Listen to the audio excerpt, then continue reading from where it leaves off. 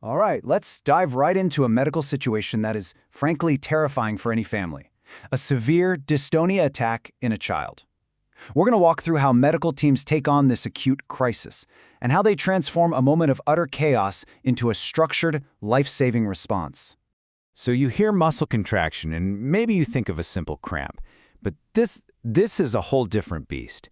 When it escalates, it's not just a twitch or a tremor. It's like a full-blown storm raging inside the body. And if that storm isn't brought under control, it can become incredibly dangerous. So first things first, we've got to understand what this storm actually is. What is dystonia? And where's the line? When does it go from being a serious condition to a full-blown medical emergency?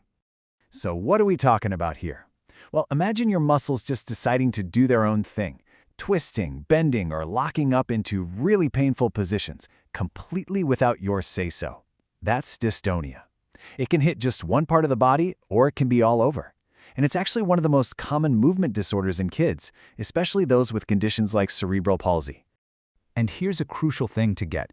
Dystonia isn't just one state, it's a whole spectrum. As you can see on this scale, a child could be at a grade 1, pretty comfortable, or they can ramp all the way up. By the time they hit grade 4 or 5, they're in a state called status dystonicus. That's the peak of the storm. The body's systems become decompensated, which is a medical way of saying they're so overwhelmed they're starting to fail. And the stakes? Well, they couldn't be higher.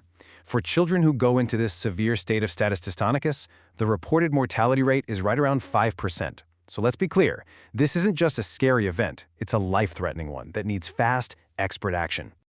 Now picture this. A child is rushed into the emergency room, clearly in distress. The first challenge for the doctors and nurses is huge. Are they looking at a dystonic storm or something else that can look almost exactly the same? So, in the middle of all that chaos, how do they figure it out? This is a massive fork in the road, because the entire treatment plan for dystonia is completely different from the treatment for its number one lookalike, a seizure. Okay, let's play detective for a second. Here are the clues. A big seizure often hits like a light switch, suddenly. The person usually loses consciousness and the movements are rhythmic, kind of synchronous. But a dystonic storm? That usually builds up over hours, maybe even days. The child is often awake and aware, and the movements are all over the place, non-rhythmic and asynchronous. And getting that diagnosis right, it's absolutely everything. Because with a seizure that won't stop, the goal is to shut it off, now, to protect the brain. But with a dystonic storm, the goal is to carefully dial it down, to de-escalate everything and calm the whole system. The wrong approach doesn't just not work, it can actually make things worse. All right, let's get to the game plan. Once doctors confirm it's dystonia, they don't just wing it. They follow a very clear step-by-step protocol that's designed to manage the chaos, and it's called the ABCD approach. This flowchart here is basically the playbook. It lays out the whole process. It kicks off by assessing the severity, that 1 to 5 scale we talked about. If a child hits a grade 3 or higher, the team launches this massive management plan, and it all revolves around that ABCD core. The ABCD mnemonic is really the heart of the strategy. You've got A for addressing the triggers, B for beginning supportive care, C for calibrating sedation, and D for dystonia-specific meds. But here's the kicker. This isn't step 1, then step 2. It's more like a forefront attack, with all of these things happening in parallel. This quote from the source material just nails the importance of that first letter, A. It's so simple, right? You can't put out a fire if someone keeps pouring gasoline on it. So, job number 1 is to find out what's fueling this thing. And when they go hunting for that fuel, man, they have to look everywhere. The trigger could be an infection, it could be a new medication, or stopping an old one. It could be pain from something as simple as a dental issue, or constipation, or even just major emotional stress. Finding that root cause and dealing with it is absolutely fundamental to calming the storm.